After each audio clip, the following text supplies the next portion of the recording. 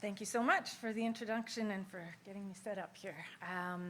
So I'll take off my glasses because I only need them to see you. You're a little blurry, but the presentation's clear. So as you will have noticed, it talks about me as being retired. And yes, I did retire from Ontario Power Generation last year in 2024.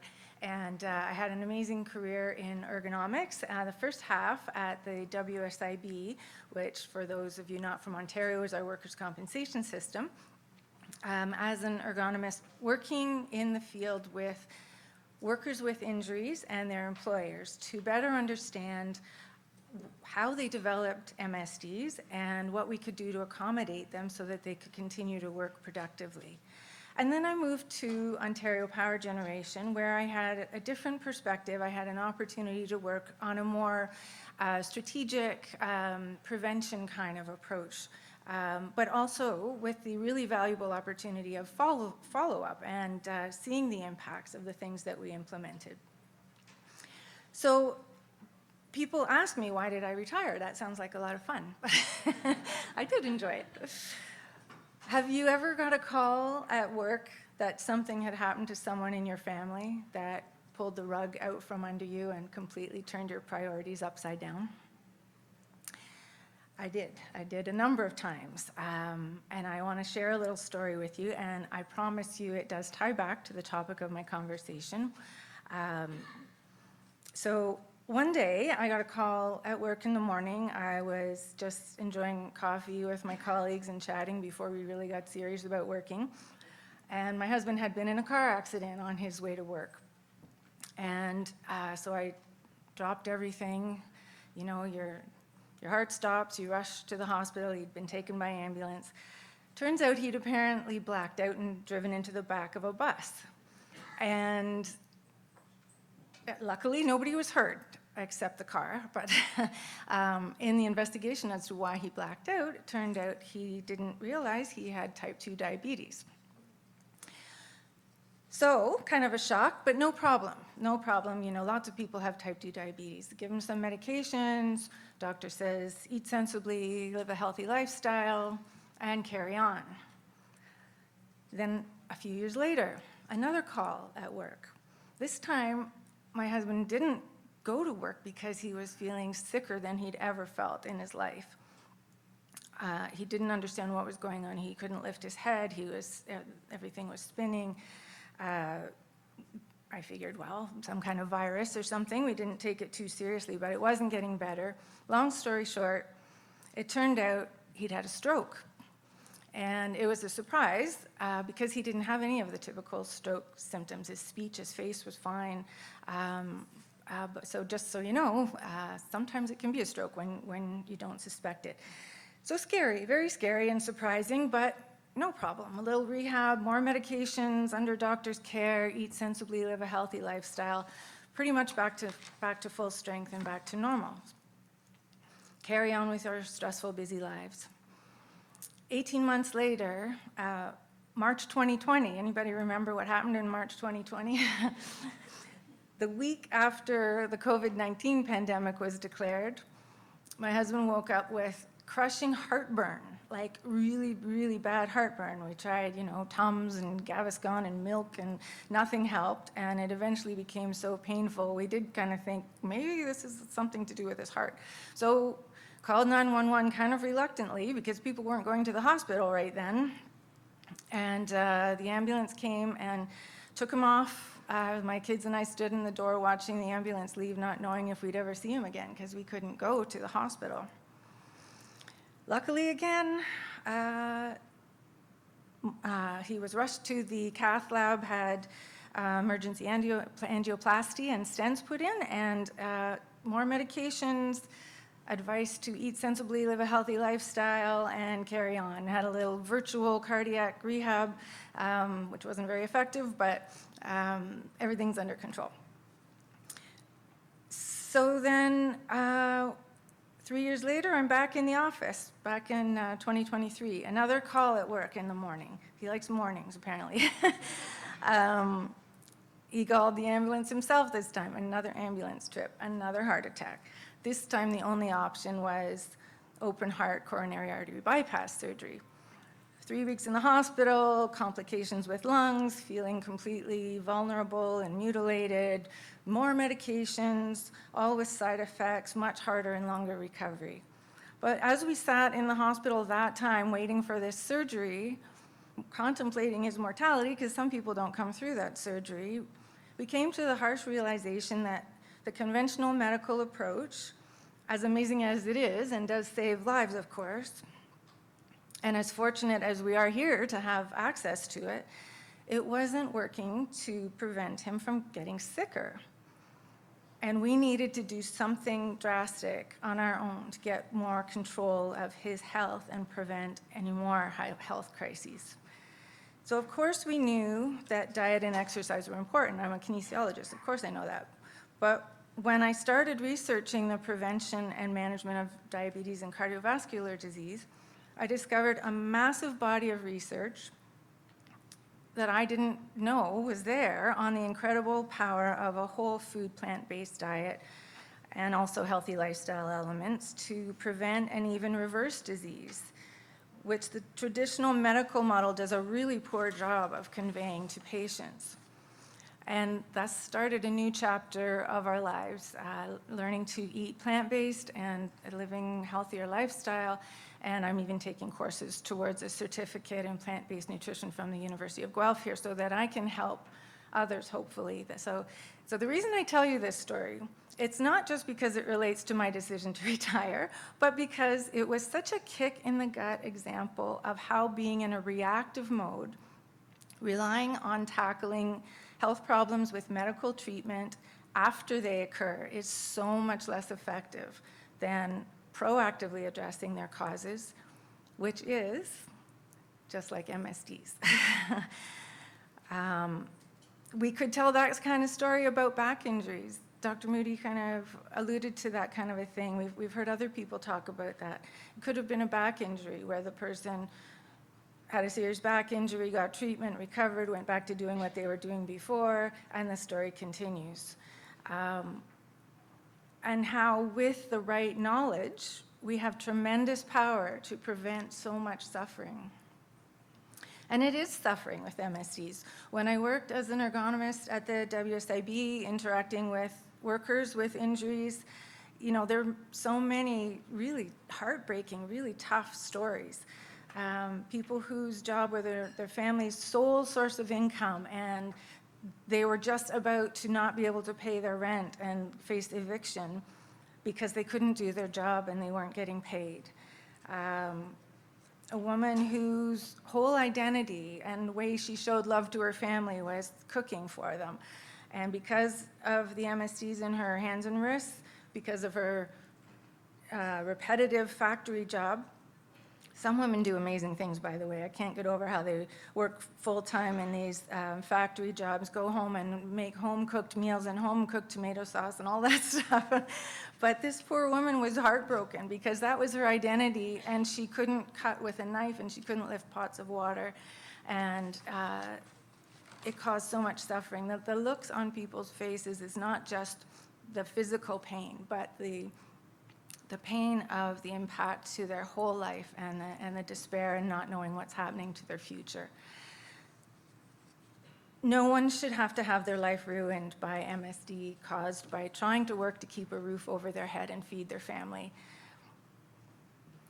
And while we think about it, as we've talked about already, many of the other big health and safety issues we're concerned about now can be connected with MSDs, from mental health, fitness for duty, and opioid addiction, risk of other accidents. If you're in pain, if you're distracted, if your balance, your grip strength is affected, lots of other even more life-threatening accidents can happen.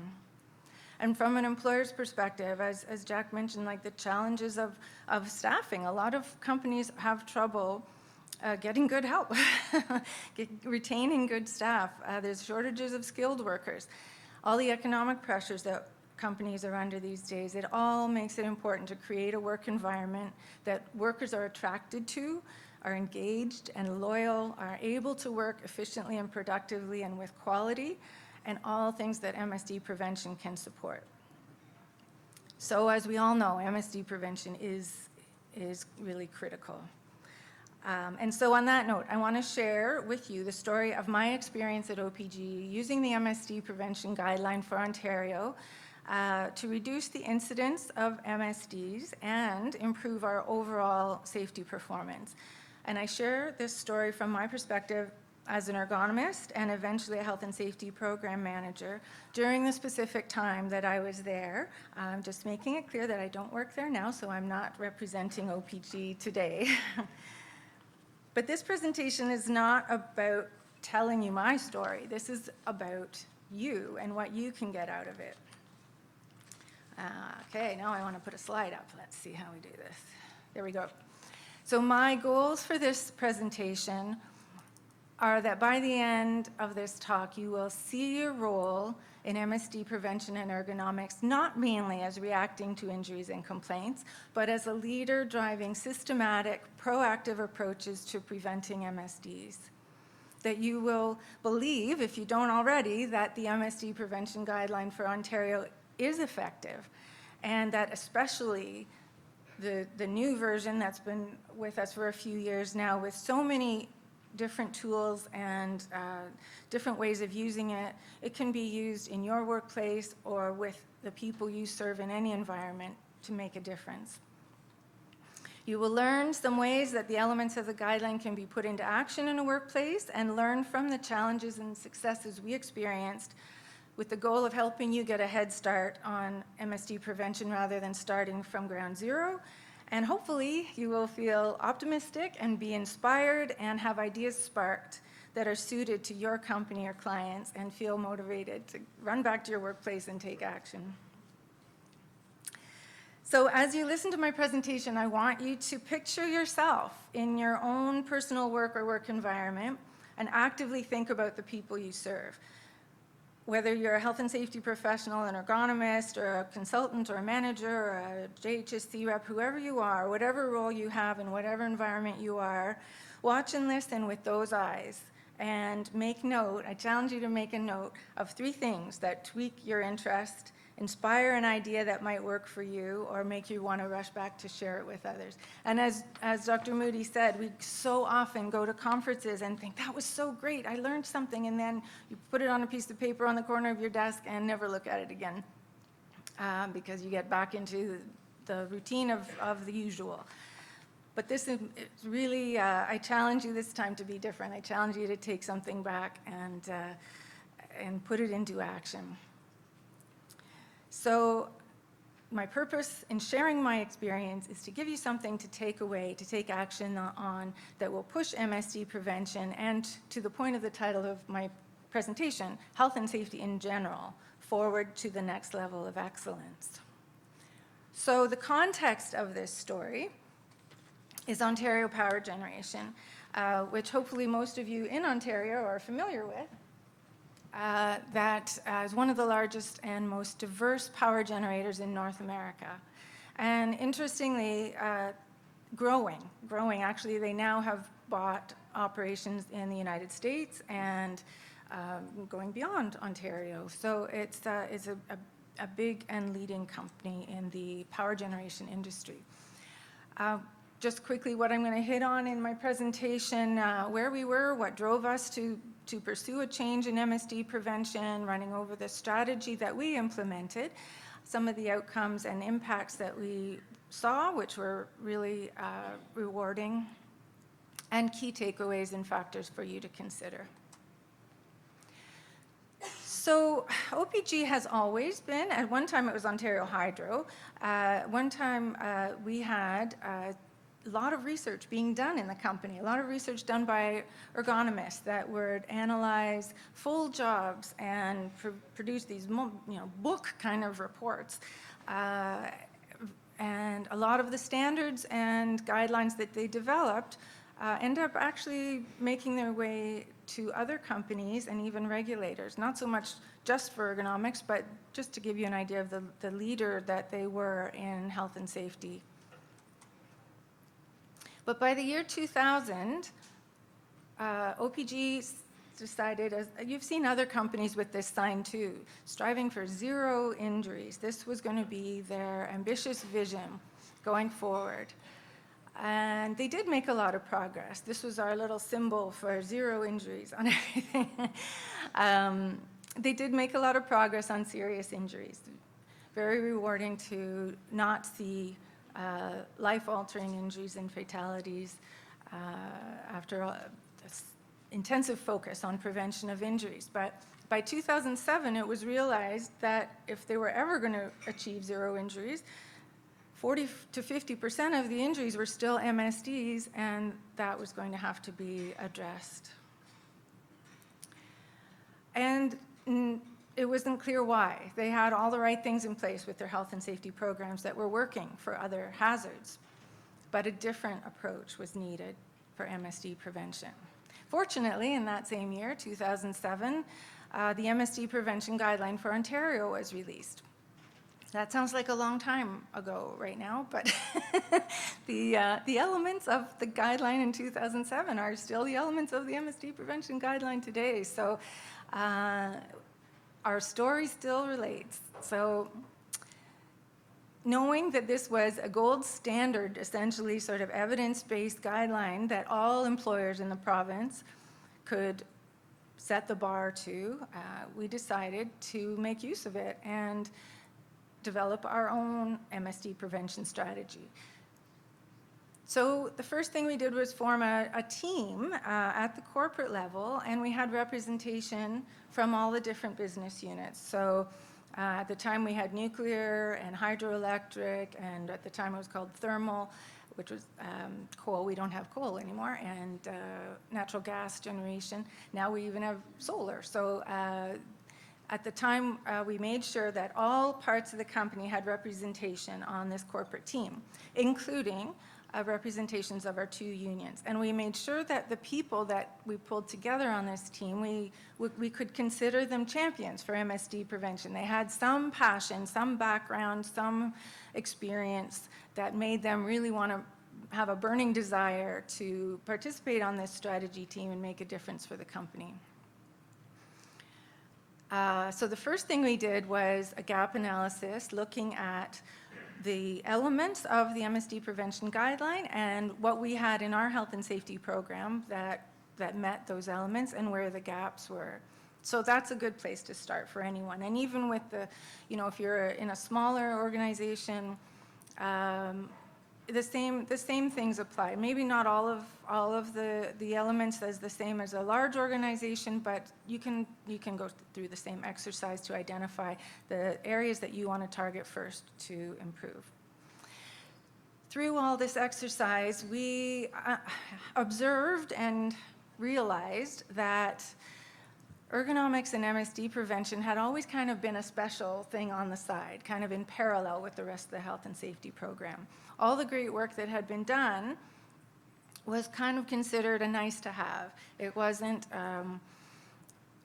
integrated into the everyday health and safety program that the organization had in place that was working so well for all of the other hazards.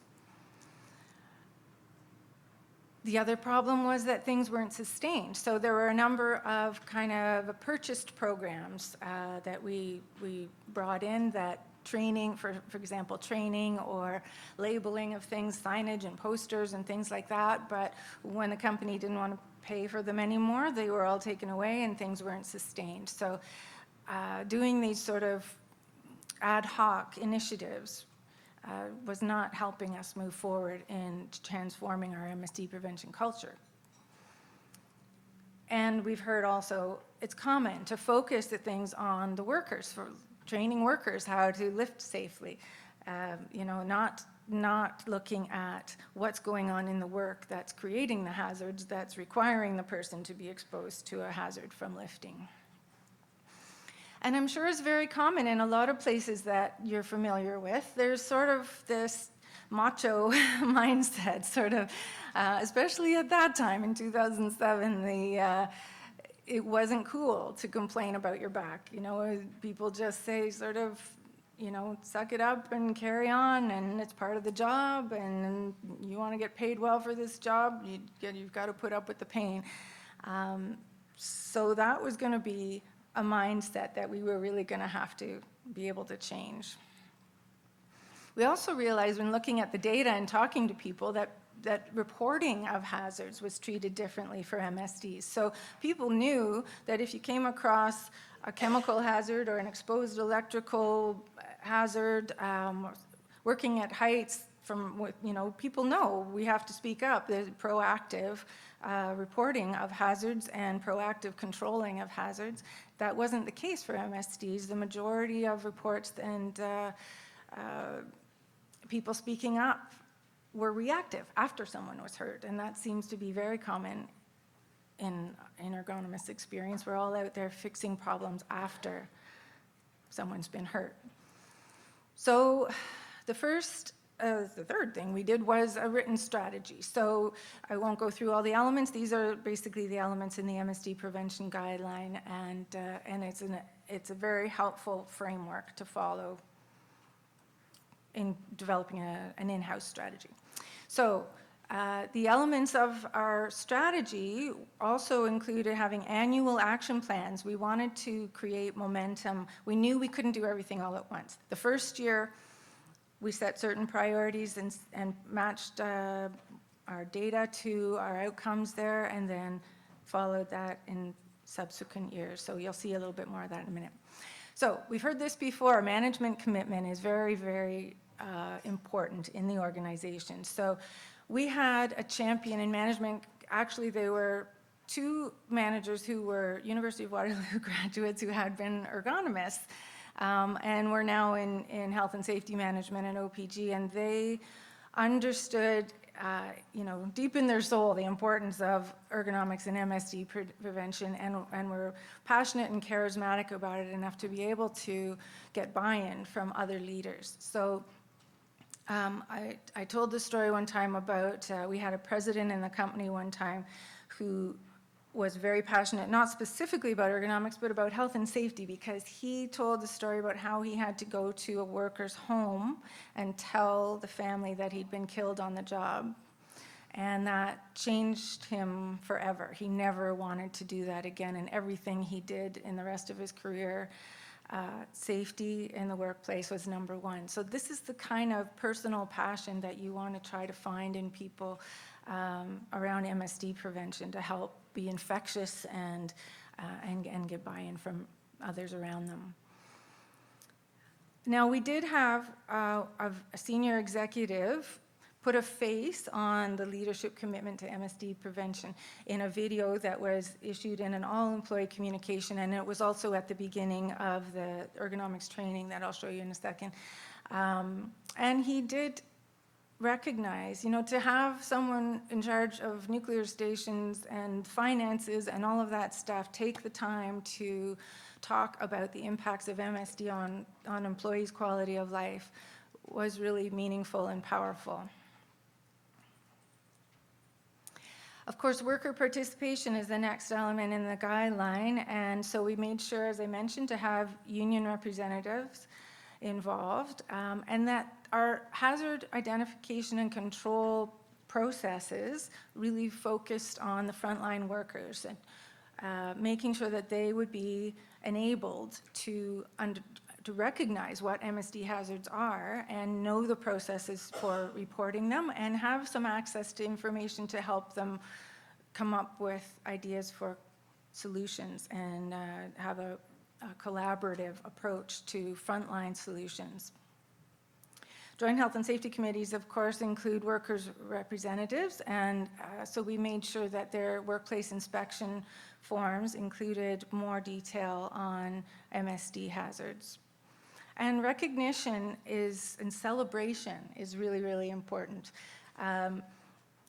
to get momentum going and to be contagious about the enthusiasm about MSD prevention. So we made sure to share success stories. I'll tell you a little bit more about how we did that.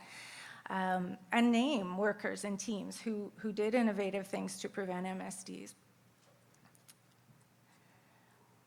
And Jack has talked a lot about culture, and it's absolutely true. And we realized that a rules-based culture didn't really work for MSDs, that everybody is so different in their their size, their age, their strength, their injury history, their fitness level, the type of work that they do. We really needed to find a way to have workers internalize their motivation to protect themselves. And in later years, the images here show a campaign that we did for health and safety in general. This is why I care to work safely. And we had employees talk about, these are my children, this is my family, this is the hockey team I coach, this is the travel that I love to do. Whatever their personal reasons are for working safely, we tried to get people to think about that.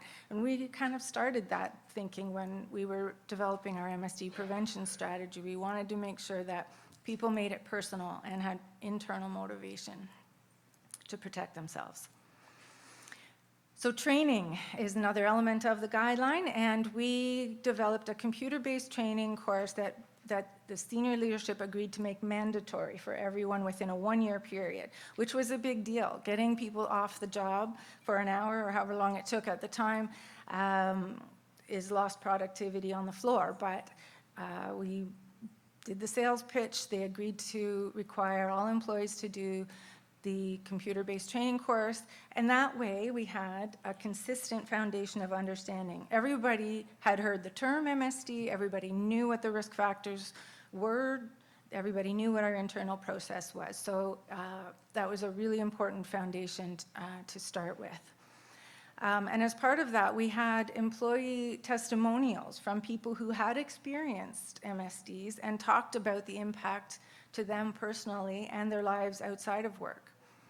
So think about that in your role. If there's any way that you can have people share their stories with others. Stories are powerful and really do help change people's mindset and to my point on my previous slide, internalize their own personal motivation. And then other opportunities for training. So, computer-based training, e-learning is great, but we know it has its limitations. It's really important to have opportunities for in-person training and in-person discussion. So they have a requirement in OPG that they have regular safety meetings. In most cases, it's monthly. So we made sure that content was provided for teams to discuss on MSD prevention and prompts for them to have discussions among their team members about the MSD hazards in their own work and experiences that any of the team members might have had with MSDs, and talk about what they can do together to come up with better ways of doing things. And then, of course, there were high-risk groups that really needed more intensive help, high risk determined by injury rates or the nature of the work that they did. And we went into the field with them and looked at their work with them and tried to facilitate the process of understanding what the hazards were and talk about what kind of controls might be put in place. Communication is another element of the guideline, and you'll laugh at our little logo there that one of our co-op students at the time developed. I can only imagine now what they could do if we had co-op students now with the graphic design and AI and everything. But so I don't know if you can read it. It says force, posture, and time are the 3 sides of his body. And he's got the little 0 injuries hand symbol going to tie him to the mission, the goal of the company of 0 injuries. And we would change the image. If it was going to be a message about shoveling snow, he'd be wearing a toque and a shovel, or pushing a cart. So it was kind of humorous, but the point being it was branding of our communications. And so when people would see something on the TV screens as they walked through the entrance to the building in the morning or in the cafeteria, it was a constant sort of little reminder that we're talking about MSDs. Oh yeah, force, posture, repetition. They were kind of getting to their subconscious a little bit. Of course, we had a website, a web page with lots of resources, checklists, links to the training, a repository of information that people could find easily and make use of in whatever they were doing in their own groups. And I've included a picture there of the posters from the MSD Prevention Guideline for Ontario, because in later years, we started including those posters in our communications and in our field handbooks that people carried around with them and things like that. So we really wanted to leverage the Ontario guideline resources that have been so well researched and developed for use by the whole province and others, so that if people are moving from workplace to workplace, hopefully they'll start to see the similar images and concepts. Hazard identification and risk assessment, of course, is a big element of the guidelines. So OPG had an established process for safe work planning, for hazard identification and reporting and control.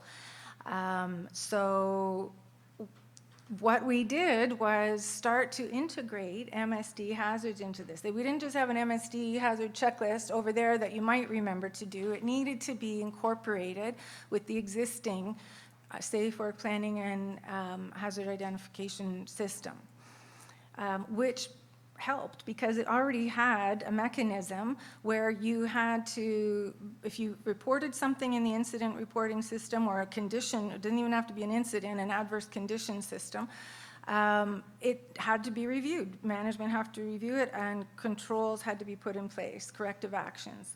So that helped to drive the whole process of identifying, reporting, and correcting MSD hazards.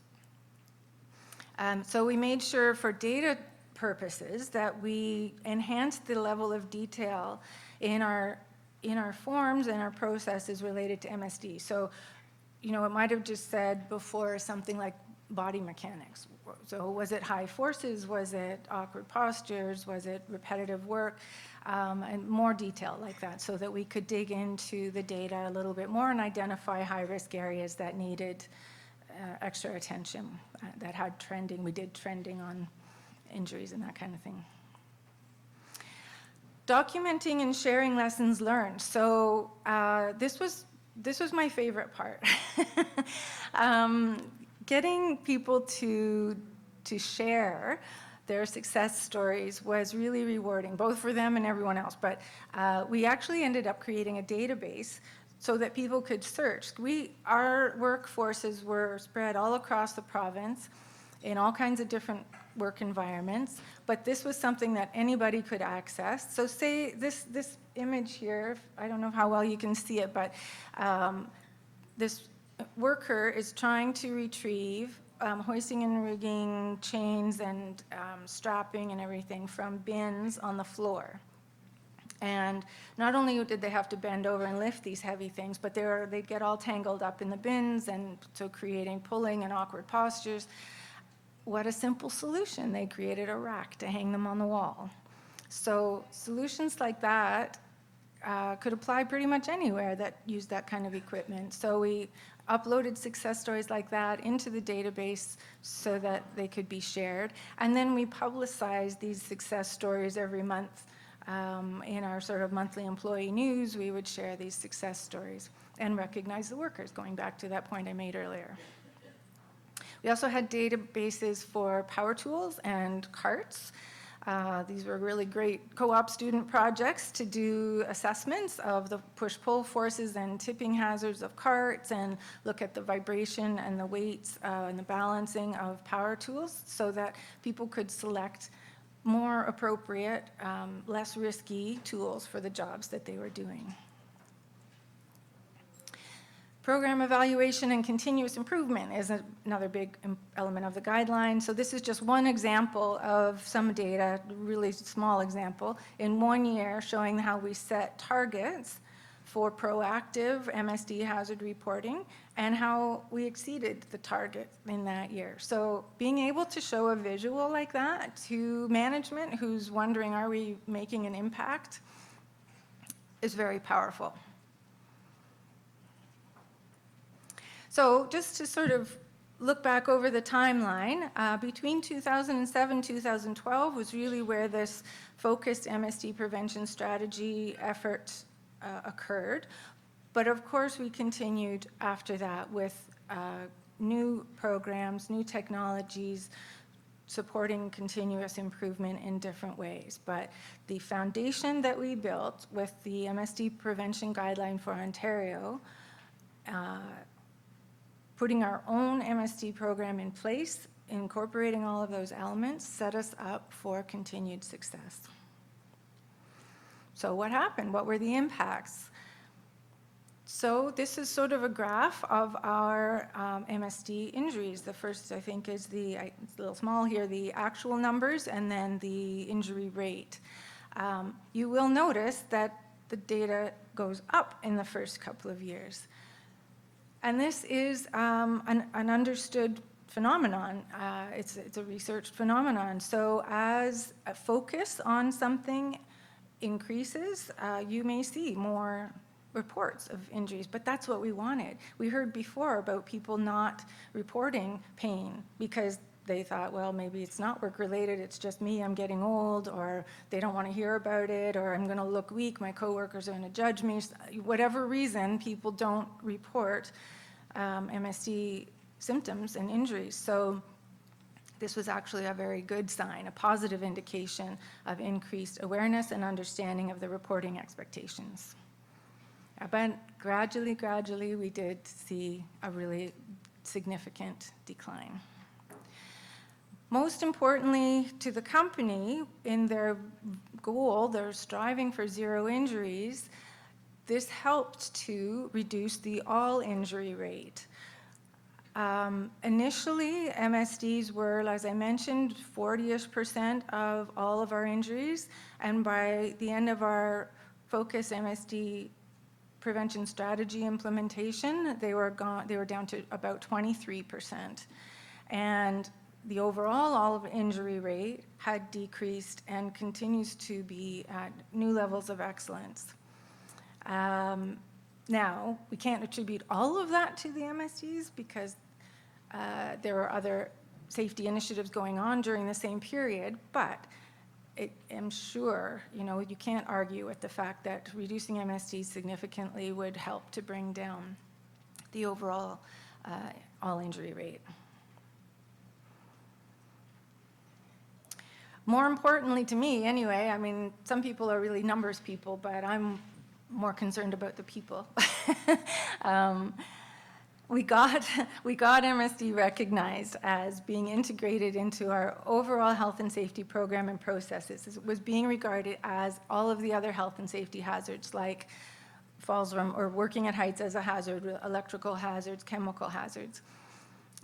And the term MSD was heard in everyone's vocabulary. At the start of this, there was MSI, MSK, RSI, if they even had a clue what that was, or just pain, low back pain or something. But we managed to educate everyone on what we meant by MSD and what the risk factors were, and we would see it and hear it in everyone's vocabulary, in their work planning, in their injury reports, in their business planning, in their all of those kind of things, which was really gratifying.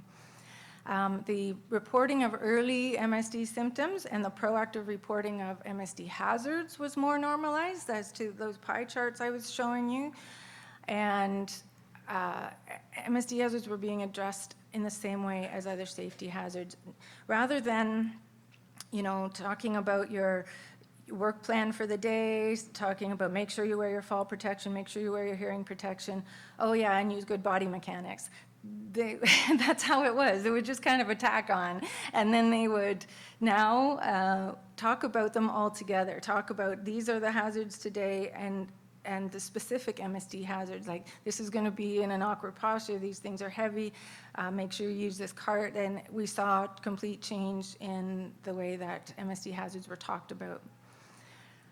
And really exciting was that frontline teams started addressing their MSD hazards independently. They didn't just report something and expect someone else to fix it. They were getting really good at coming up with ideas to make jobs easier and safer on their own. How are we doing? Okay. And so after that period of time, some of the things that we did to ensure continuous improvement and sustainability We continue to leverage the new MSD prevention guideline in different ways, continue to try to demonstrate leadership commitment, and benchmark best practices externally and try to adopt them internally through doing things like signing on to the MSD Pledge. And joining the WSIB's Health and Safety Excellence Program, among other things, of course, that we did. We, in one particular year, really made a step change in what we were doing in MSD prevention in recent years and got recognition for that, but included it as part of what we wanted to say externally we were doing to meet the standard of the excellence program. There's always things you can do to improve internal capacity. We brought in Rachel Mitchell to do some ergonomics training for our health and safety staff. So we have a lot of health and safety advisors who have to know an awful lot of things, and they get kind of a small piece of awareness of ergonomics. So making sure that they were provided with enhanced eyes and ability to talk to teams about MSD hazards and what kinds of things you can do for solutions was really important. And we continue to try to keep a team of MSD prevention champions to collaborate. And every time we had co-op students come in for health and safety, we would put them on the team. So we had an opportunity to mentor them. And so when they left us, they went out into the world better educated about ergonomics and able to help other companies. I won't go through everything, but those are a bunch of ideas that we did in recent years. So key factors for success really quickly, leadership commitment, union support, and champions. I won't belabor that anymore, but critical. Integrating into existing health and safety management programs. And the one thing I didn't say was this is really key to sustainability too. As people leave, like me, who left, the momentum, the focus, the person with the passion who leaves can sort of leave things flop. But if things are integrated into the process that will never stop, then that helps to support sustainability. Ensuring that the frontline teams feel ownership for these kinds of changes to improve the work for their own colleagues is really important. It can't always be, here's a problem, somebody else come and fix it, nobody ever came to fix it, nobody listens to me. You don't want to create that kind of environment. You really want to empower frontline teams to be able to collaborate and make their own sort of business case on whatever level they need to do it to come up with solutions that can be implemented and help them. The continuous trickle of messaging and awareness is really important. So every year there's a communications plan in health and safety, and we would always make sure that MSD prevention was one of the key elements that was going to be communicated. So in a rotation with other things, so they do a slips and trips communication campaign every year, soon I guess, when we start getting frost on the ground. We could even put in a little bit of messaging about how if you're carrying something heavy, your risk of slipping increases, things like that, just to kind of everywhere sort of put a little trickle of awareness about MSD prevention. And build people's internal voice, internal narrative, so that they're recognizing hazards for MSD. And adapting to change, leveraging new technologies is really important. We can't get left behind just with paper checklists and things like that. So some of the challenges that I'm sure other organizations, especially big organizations, face were having a large, diverse, and dispersed workforce, all kinds of different jobs. Like, it's not like they do the same, it's not like a warehouse where they do the same thing in multiple locations. They're very, very different jobs and tasks and work environments and demands created by the stations they work in. So it was challenging to try not to make people feel left out in the kind of messaging and stories we were sharing. I find it frustrating to have to sell the business case for MSD prevention all the time. It's hard to quantify the results. And, we were talking about leading indicators. That's really important to try to capture some form of leading indicators. You can do, discomfort surveys and you have injury rates, but that's all reactive. If you can demonstrate through a survey that the change in understanding about MSDs has happened, or that people are, if you ask people, do you talk about MSD hazards in your daily safe work plan, or things like that, or try to find leading indicators to show that there's indications of culture change and awareness occurring. But even at that, it's hard to quantify in terms of money, right? How is it affecting productivity? How is it affecting error loss and things like that? It's difficult. There's a lot of factors involved, so I'm sure we all face that challenge. And we heard the mention of the serious injuries and fatalities paradigm, which is the sort of latest paradigm of safety. The triangle used to be, if you focus on the small things, you'll prevent the big things, and that philosophy has really changed. So the focus is now on serious injuries and fatalities, and MSDs aren't often considered to be part of that equation, but I love the suggestion that if we can somehow sell whoever makes these decisions on the fact that an MSD can be life-altering, and the impacts from a organizational and societal perspective are so significant that it should be considered in the same ballpark as the falls from heights and that kind of a thing, amputations. So we were fortunate that safety was a top focus and priority for the company. So the company was receptive to ideas about how to improve safety. It was really interesting to see, trying to push things from a corporate level, how the uptake was different in different places. But it was exciting to see that some locally driven innovations were quite innovative and creative. So maybe by just getting the chatter going about MSD prevention, if they didn't like what corporate was pushing out, at least they were doing something on their own, and that was kind of exciting to see. And some steps in the guideline make complete sense to tackle first, but sometimes others can be timed in different orders, and some are touched on by multiple actions, I think. And there's a table with dots showing how all the different elements of the guideline were touched by different initiatives that we had taken on, and you can see that there's overlap. And something that we realized with broader health and safety, but it applies to MSD too, is companies have the power to influence others. You have your supply chain of companies that you work with, that you buy from, contractors that you hire, peer companies that you work with on committees and share best practices and successes with. You have the ability to try to start to raise the bar of health and safety and MSD prevention across the province through your networks.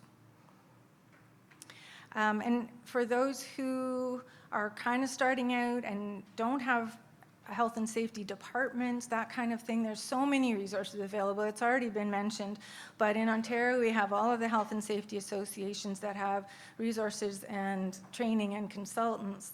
Of course, the MSD Prevention Guideline, and of course the MSD Solutions Lab are really, really exciting resources on that website that I discovered in my last few years at work. Association of Canadian Ergonomists has a directory of ergonomics consultants, and of course there are co-op students that need to do internships and projects, and we benefited a lot from that at OPG. So for you, I hope that you now believe, if you didn't already, that the MSD guideline for Ontario, MSD Prevention Guideline for Ontario is effective and that it can be scalable for any type of workplace, that MSD hazards need to be and can be managed like other safety hazards are. Setting some standards, setting some targets, you can start getting some momentum going and create a whole culture shift. Really important to listen to and empower workers. Continuous trickle of awareness, continuous improvement efforts is really important to keep the momentum going and not let it fall flat and get stale.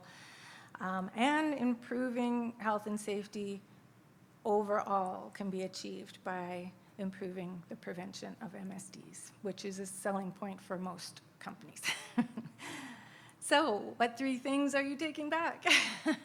Just wanted to remind you that was your challenge. So I hope that you got some ideas today. I hope that you won't lose your inspiration when you get back to your own work, and thank you very much.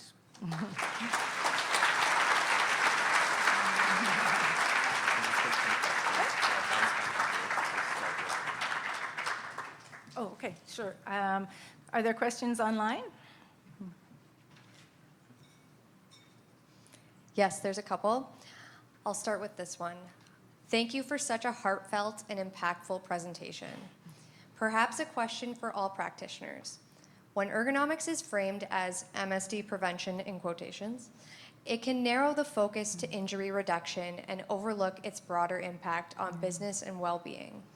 Do you find the term limiting, and should it be reframed in language that resonates more with leaders and employees?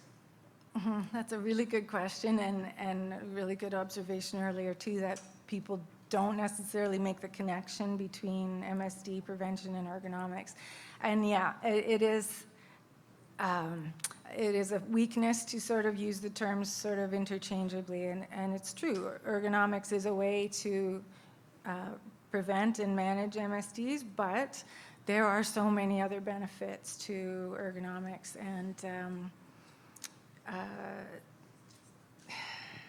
in a workplace, in a safety department, when you talk about ergonomics, it's mostly about injury prevention and management, but I get the point completely.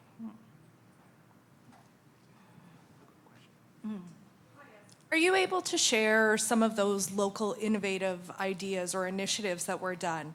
Because that is, I think there is that difference between what corporate is pushing out and then what really resonates. So I'd love to just hear some of those examples if you're able to share. Yeah, one of the examples was in an office-based group where one of the employees there was a yoga instructor, and she offered to do stretch breaks twice a day for the office staff. Such a simple thing, right? But it wasn't something we were pushing out corporately to do stretch breaks, and they really benefited from that. And one employee told me she was going to the chiropractor, and the chiropractor said, whatever you're doing, keep doing it. This little stretch break program at work was making such a difference. So that's one example. Let me think.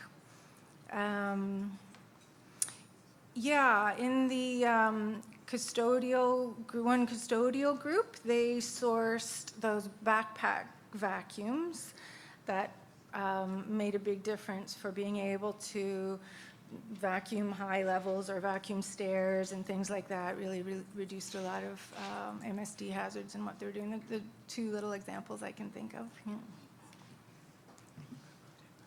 Oh, back online. With many accounting and computer-based roles leading to increased carpal tunnel syndrome, what additional measures or ergonomic solutions can be implemented to prevent this beyond regular breaks? Well, that's an office ergonomics assessment that requires a lot of information, but I would say I did a lot of office ergonomic assessments, so the whole force posture repetition analysis, right? You need to make sure the person is set up properly in neutral postures. You need to look at the forces of the equipment that they're using, the repetition of which hand they're using for mousing. There's all kinds of alternative input devices, alternative shaped keyboards, alternative mousing devices. We incorporated a software program for stretch breaks, and so every period of time, and it was kind of randomized around 30 minutes, I think, the little stretch program would pop up with a person demonstrating a stretching exercise. So it was making sure to take breaks, guidance during the stretching, and also they would have sort of educational tips about MSDs, make sure you're hydrated, things like that. So, but then you want to get back to where the hazard is coming from. So it is the setup of the workstation, but it could also be the software program that they're using and what the process is. And we did go through that actually with one of our office-based groups. where the amount of mousing that they were doing was over the top. Whoever designed the software thought that mousing is better than using a keyboard, but it created more problems. So there may be alternatives to the method that the program requires you to use to input the data or whatever.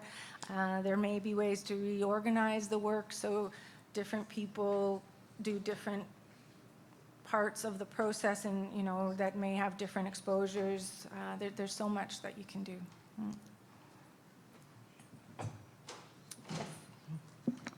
Hi.